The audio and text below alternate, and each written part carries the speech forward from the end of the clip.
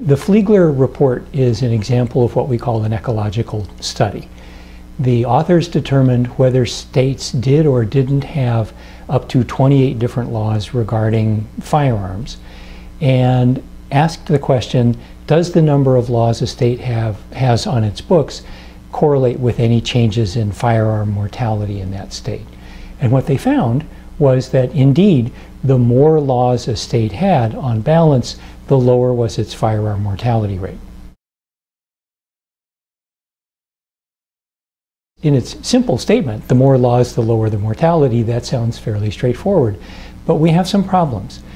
Ecological studies measure what's called correlation, and we know well, to put it technically, that correlation does not imply causation. And what that means in plain English is the fact that two things are present at the same time does not mean that one of those things caused the other. So we cannot infer that having more laws caused the lower firearm mortality rate. We know that in general. And in this particular study, there are some additional problems.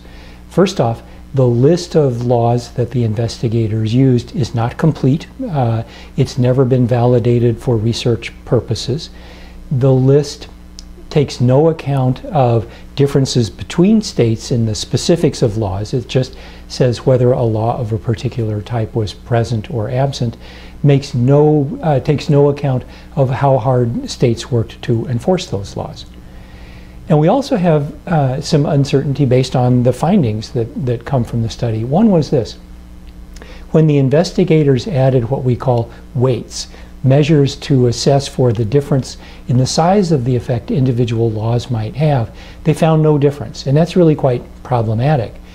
The largest difficulty, though, is that almost all the results of the study, almost all the associations between more laws, fewer deaths, if you will, disappeared when the investigators took into account the prevalence, the commonality of gun ownership in each state. And this is a problem because there are two completely opposite explanations for why that might be the case. One is that these laws work, and that they work by decreasing the rate of gun ownership in a state, because we know that the rate of gun ownership is associated with the rate of violent death in a state. But the other possibility that's at least as plausible is that it's easier to enact these laws in states that have a low rate of gun ownership to begin with. Gun ownership is not as important in those states. There's less opposition. So in the end, we really don't know what to do with the fact that gun ownership makes a big difference. And in the larger sense, in the end, we really don't know what to do with the results. We cannot say that these laws, individually or in aggregate, drive firearm death rates up or down.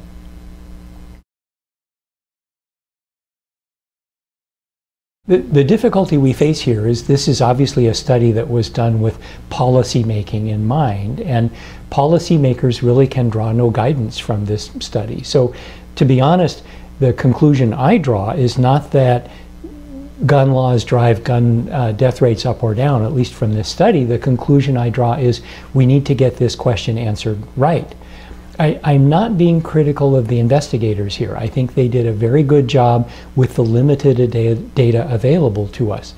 The larger problem is that we effectively stopped doing research on this problem 15 years ago, and now at a time when we really want to have the evidence on what works and why, we don't have that evidence, and experienced investigators like this group are reduced to doing the best they can with what's available.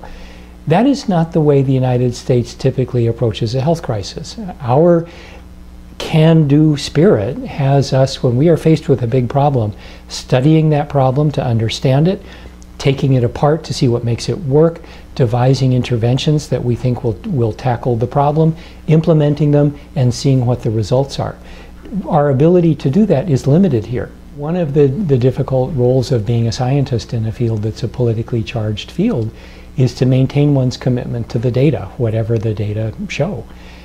Sometimes the work that we do is used by people who are thought of as being pro-gun control. Other times, results of our research are used by people who are probably thought of as predominantly pro-gun. Our work is neither pro-gun nor pro-gun control. We do science. We are driven by the data. When we think those data have policy implications, we try and make those clear. But we are driven by the data, not by a policy agenda.